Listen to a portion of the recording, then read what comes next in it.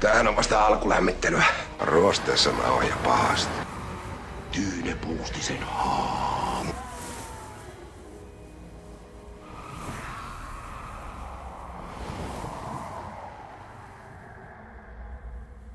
Seppo tässä taas, hei.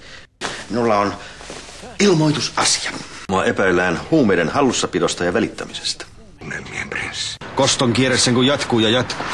Mä tarjoan pizzat kaikille sovinnon kunniaksi. No mitäs outoa siinä on? Mähän on tavallinen kaduntallaaja. No älä sinä siinä. Tule ite leipomaan. Oi kun on hyvän näköisiä. Susta on riesaa aina vaan. Älä nyt sinäkin enää sekaannut tähän. Uskon nyt minä en anna sulle pontikkaa kuin tuossa kunnossa. Ei muuta vaan vetäisit kännit ja panit paikat remonttiin. No mitähän se mahtaa tarkoittaa? Eikä siinä kaikki. Miten musta tuntuu, että sä salat multa jotakin? Miten sä sait se kiukaan tuhottua? Oksensit sä sinne vai mikä helvetti? Kyllä meidän täytyy soittaa poliisille. No niin varmaan. Kyllä, olen juonut. Hemmetin roopeankka. Sulla on olutta. Eikä siinä kaikki. Mun piti kerätä lisää todisteita. Kuulin äsken aika hurjia uutisia.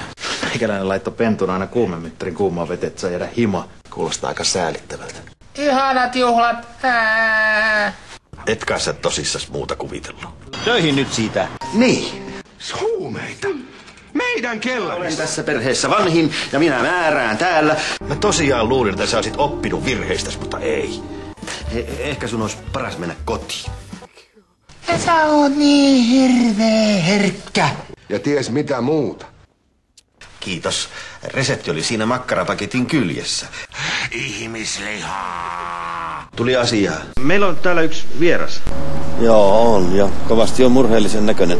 Missäs maailmassa sinä olit? Kyllä se Ismo on niin, että meikäläinen on tullut nyt pahemman kerran huijatuksi. Niin. Hei, halo. Olis yksi kysymys. Halo. Miksi mä ylipäätään tänne tulinkaan? Voi hemmetti. Hemmetti. Missä ne särkylääkkeet nyt on? Missä sun työhaalarit on? Tässä olisi tämmönen tyyny. Vai onko se liian littana sulle? Täytyy sanoa, että niin minunkin. Kyllä uskomaton juttu. Keskellä iltaa. Susta on riesaa aina vaan. Ja nyt sinä pidät turpas kiinni. No niin varmaan. Tuohan nyt kuulostaa ihan normaalilta. Herra insinööri on sitten hyvä ja hakee muualta töitä. Joo. En aio. Mä haluaisin lyödä sua. Aha, sä et ole oikein hyvä puhumaan näistä asioista. Tällä tavalla sun edellisessä työpaikassa toimittiin. Saunottiin ja kännättiin työaikana.